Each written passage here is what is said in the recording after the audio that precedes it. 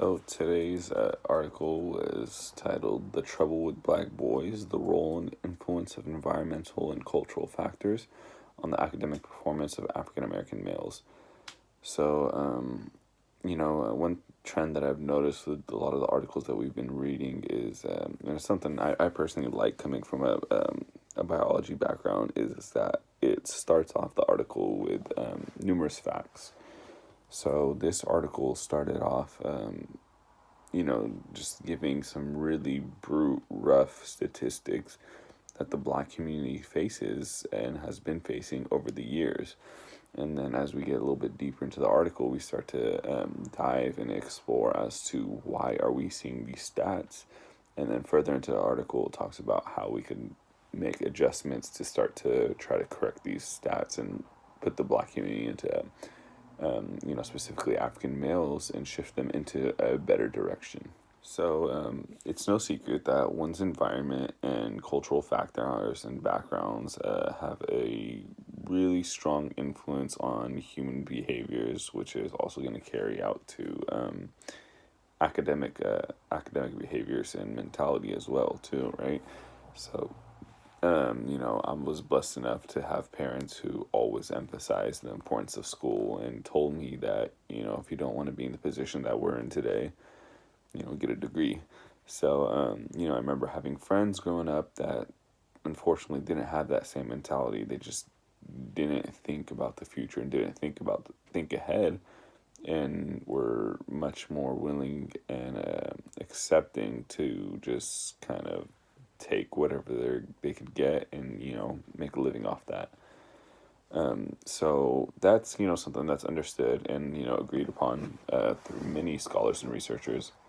What's not as understood is how the environmental and cultural forces influence the way specifically black males come to perceive schooling, and how those perceptions influence their behavior and their performance in school, right? So, same side of the coin, we're just kind of targeting, it's like cause and effect, right? So we're not able to identify how we could change the effect of these results.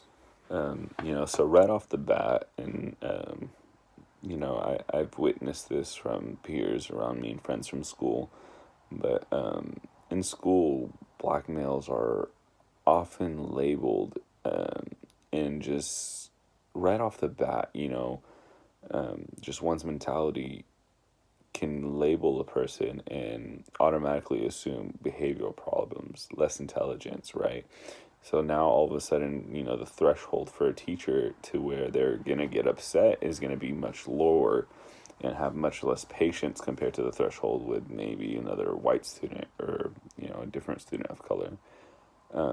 So I think this negative connotation and this presumption is automatically putting black students at a disadvantage to why try to succeed in something in which you're not cared about. You're expected to fail, so why would I try to fight the expectation of failure? Why am I going to try to fight an already uphill battle before the battle's even started?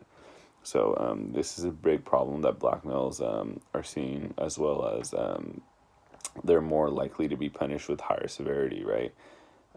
Even for minor offenses or violating simple school rules, it's more severe when a student of color, specifically a black male, were to do it compared to a different ethnic male. Another important thing to address is, the other side of the coin, which, I found this really interesting. It said that recognizing that black males are not merely passive victims, but may also be active agents in their own failure, means that interventions designed to help them must take this into account. And, I thought that was really eye-opening, because, you never want to be too biased towards one side, though. I think, everything, this article talks about and that we've discussed is justified. You can't ignore the fact that these presumptions and these social constructs, has, like, we're not just talking about the cause, right? There's an effect that we need to address, right? So, they are, there, it gets to a point where, you may be shooting yourself in the foot a little bit because the system is already skewed that way, right? So this needs to be taken into account when trying to devise a plan to help, black males have a fair and competitive advantage in school. And just to list a couple of the hardships that are faced on daily struggles that many other students don't face is going to be lack of access to healthcare, right?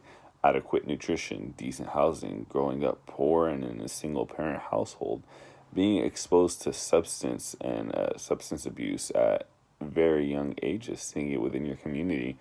Um, all these things naturally can push a student.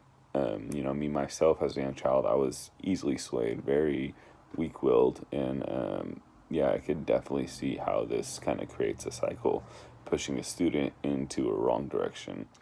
Upon completing this reading, I was really able to understand how issues of race, ethnicity, language, and culture are all tied together, and really that cause and effect aspect in which all of that comes into play in understanding how these brutal stats that we saw in the beginning of the article have come to be, right? So this article shed a lot of light in tying all those connections together. This reading also made me more knowledgeable in understanding the various perspectives on controversial issues and relating to the education. And this is based on, that quote that I read earlier, which stated both sides, right? It stated how black males are set up poorly and set up for failure. However, it still needs to be taken into account that there could be more done from both ends, from the educational system and from a socioeconomic system and a cultural system at home, and a standpoint that both ends need to be working and meeting together to be able to work off each other and begin to push upwards and escape this cycle.